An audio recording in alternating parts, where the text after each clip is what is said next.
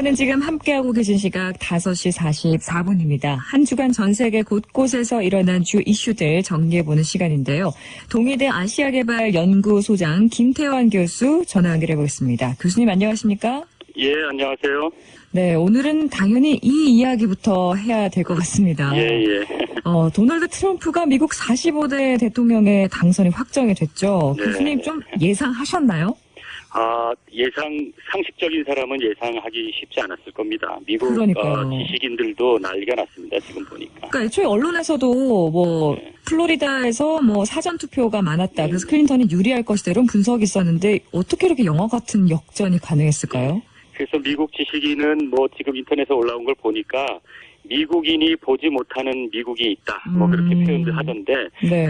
좀 이르지만 간단하게 총평을 드리면 제가 생각할 때는 이 결과에서 우리가 교훈을 얻어야 되는데 결국 서민들에게 외면당하는 정권은 결코 지속될 수 없다는 그런 교훈이고요. 네. 미국인이 결코 트럼프가 자질이 있어서 뽑은 건 아니라고 생각을 하고요. 보통의 미국인들은 재벌이 정치 권력까지 갖는 걸 극도로 혐오합니다. 네. 그럼에도 불구하고 민주당과 클린턴 나아가 공화당 할 것 없이 기존 정치권에 대한 총체적인 어떤 경고라고 그렇게 보여지고요. 네. 가장 큰 원인은 역시 세계화나 지구촌 평화와 같은 소시민에게는 전혀 와닿지 않는 거대 담론에 의해서 희생된, 그러니까 미국이 지구촌의 경찬 노릇을 하고 지도자 역할을 평화를 위해서 해야 되고 하는 그것들 때문에 정작 미국민들은 어려움에 처했다는 거죠. 지나친 양극화와 희망을 잃게 된 중산층의 몰락.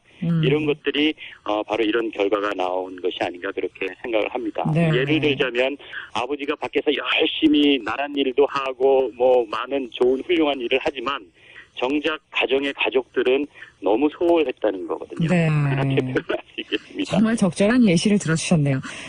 유세기간 동안 워낙 글로벌리즘이 아니라 우리는 아메리카니즘이 우리 신조다. 미국 우선주의를 항상 주장했기 때문에 그런 것들이 좀 이번 선거 동안 먹혀 들어갔지 않나 싶은데. 맞습니다. 또 우리가 이야기해봐야 될 게 또 한국과 관련된 이야기도 분명하게 유세기간 동안 많이 했잖아요. 네. 우려스러운 점들도 지금 많은 분석들이 나오고 있는데 이제 한미 관계 교수님 좀 어떻게 보십니까? 준비를 많이 해야죠. 많이 해야 되는데 그렇지만 막연한 것은 아니고 한미 관계가 근본적으로 달라질 요인은 특별히 없습니다. 분명한 것은. 그렇지만 국가 간의 관계는 지도자 개인의 어떤 성향보다도 국가들이 어떠한 국제 환경에 처해 있느냐에 따라서 결정되거든요. 그래서 올해와 내년에 한반도를 둘러싼 동북아 상황이 급변하는 변화가 없다고 본다면 내년에 새 미국 정부에서도 올해의 그런 한미 관계나 한미 동맹이 큰 틀에서 변화는 없을 거라고 생각을 하고요. 그렇지만 염려를 하지 않을 수 없죠. 그래서 한국인의 이런 우려하는 심리를 이해하기 때문에 오늘 아침에 러퍼트 주한 미국 대사도 서울의 한 호텔에서 대선 개표 결과를 지켜보면서 미국 대통령 선거 이후에도 한미 관계는 변함없이 강할 것이다. 이런 언급을 했다는 보도를 제가 봤거든요. 네. 다만 국제 환경이 고정된 것이 아니라 항상 서서히 변화하는 생물과 같기 때문에 이러한 부분의 대책은 늘 세워나가야 될 겁니다. 예를 들면 북핵 문제를 보면 북한 핵무기가 소형화되고 핵을 장거리 내지는 미국 영토에 운반할 능력이 점점 가까워지는 것을 그건 분명해 보이거든요. 그러면 어떤 형태로든지 내년에 새 정부는 북한과의 어떤 또 다른 타협이든지 그게 무엇이 됐든지 지금까지와는 다른 형태의 변화된 정책이 있을 수밖에 없는데 다만 그 와중에 한국이 이렇게 좀 도외시되는 그런 일이 없도록 우리가 적극적으로 새 정부와의 연결고리와 또 이렇게 그 논의들이 이어질 수 있도록 그렇게 해야 되지 않을까 그런 생각을 해봅니다. 네. 그렇다면 우리가 북한의 입장에서 김정은은 이 트럼프의 당선을 반길까요? 어떻게 생각하시나요? 그것도 어쨌든 트럼프가 말은 험악하게 했어도 이 사람이 강대국들은 기본적으로 명분보다는 실리를 쫓아간다고 저는 생각을 하고요. 그리고 트럼프와 같은 사람은 태생적으로 비즈니스하는 사람입니다. 비즈니스하는 사람은 자기 어떤 정의의 사도나 명분을 가지고 행동하는 것이 아니라 철저한 계산된 이해관계를 따집니다. 그래서 오히려 북한 입장에서는 반반입니다. 네. 어떻게 행동하느냐에 따라서 잘 협상할 수도 있는 거고 또 오히려 또 다르게 생각하면 트럼프처럼 어디로 튈지 모르는 이런 과격한 입장에서 오히려 더 강력하게 옥죄어 올 수도 있는 거고 네. 그런 것들을 우리가 딱 단편적으로 이렇게 보기보다는 이렇게 진행되는 것을 지켜보고 우리가 거기에 우리가 원하는 대로 변화할 수 있게 할 수 있는 어떤 상황들이 있으면 적극적으로 관여하는 그런 모습들이 필요하다고 생각을 합니다. 네. 또 이제 경제 분야도 좀 살펴봐야 될 텐데 이제 이 트럼프 당선자 FTA에 대한 재협상을 해야 된다 이렇게 뭐 보호무역적인 목소리를 맞습니다. 상당히 크게 냈는데 우리나라에 좀 어떤 영향을 미칠까요? 분명히 그거는 있을 겁니다. 우리가 대비를 많이 해야 되고요. FTA 네. 문제도 그렇고 보호무역도 그렇고 그거는 아마 클린턴이 됐어도 마찬가지인데 정도의 차이이겠죠. 네.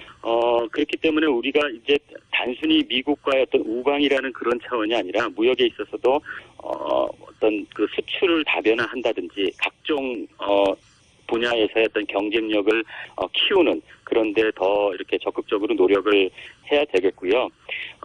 지금 이것은 미국만의 문제가 아니라 사실은 보호무역은 지금 세계 경제가 상당히 오랫동안 침체에 있기 때문에 우리의 대부분의 무역 상대국들이 다 보호무역적인 성향으로 돌아서고 있는 유혹을 받습니다. 중국도 마찬가지고요, 사실은. 네. 그래서 이런 면에서 우리가 좀 우리가 할 수 있는 글은 국제사회에서 좀 분위기를 전환해서 보호무역을 강화하면 우리 국제사회가 다 죽는 길이다. 이럴 때일수록 좀 더 협력해서 해나가야 된다는 어떤 그런 좀 그런 분위기를 우리 한국과 같은 중견국이 나서서 좀 만들어야 되지 않을까 싶은데 우리 형태를 보니까 지금 뭐 국내 정치가 너무 혼돈스러워서 네. 정말 좀 많이 안타깝습니다. 요새는. 그렇습니다. 또 이번 선거 결과 또 미중 관계에 또 어떤 영향을 미칠지 이것도 또 초미의 관심사인데 중국의 시진핑 주석은 이 트럼프 당선을 어떻게 보고 있을까요? 여기 오늘 뭐 결과 나오자마자 저도 막 인터넷을 찾아봤더니 네. 중국 언론이 트럼프의 승리는 예측을 못했기 때문에 자기들도 깜짝 네. 놀라면서 미국판 문화 대혁명이다 뭐 이렇게 표현을 하면서 네. 중국에 대해서 더 강경한 정책을 펼 것이다. 미국과 중국이 더 이렇게 대결 국면으로 가지 않겠느냐 그런 우려를 하면서 이렇게 대처에 노력하는 그런 모습을 보이고 있는데요. 네.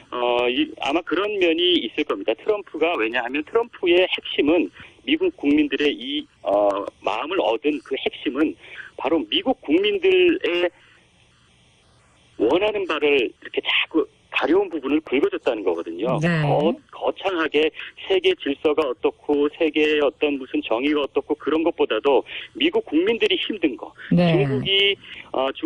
중국과 무역하면서 불공정하기 때문에 미국 내의 경제가 나빠지고 일자리를 잃어가고 그런 부분들을 긁어줬기 때문에 지지를 받은 거라고 생각하거든요. 그래서 네. 상당히 그런 면에서 중국과 부딪히는 면도 분명히 있기는 있을 겁니다. 그렇지만 다시 말씀드리지만 강대국들은 실리를 쫓아가는 거고 특히 트럼프와 같은 사람이 이렇게 선거 과정에서 대통령이 되기 위해서 험악하게 행동을 했다 하더라도 막상 대통령이 돼서도 그렇게 할 거라고는 좀 어렵습니다. 미국 네. 시스템에서. 만약에 그렇게 대통령이 돼서도 이렇게 중구난방으로 한다면 상당히 미국 국내 정치가 좀 어려움에 봉착한다고밖에 볼 수 없겠습니다. 네, 트럼프가 나중에 이제 세계 정세에 어떤 영향을 미칠지 계속해서 좀 주의 깊게 지켜봐야겠고요. 온 세계가 다 놀라고 있습니다. 그렇습니다. 이런 와중에 또 어제 우리 외교부에서는 이달 19일에서 20일까지 페루 수도 리마에서 열리는 에이펙 네네. 정상회담 불참하기로 했다고 밝혔습니다. 네네. 이거 좀 어떤 의미가 있는지 우리나라가 불참하는 것은 에이펙 설립 이해 처음이죠. 처음인데 네네. 이 참석해야 되는 건 아닌가요?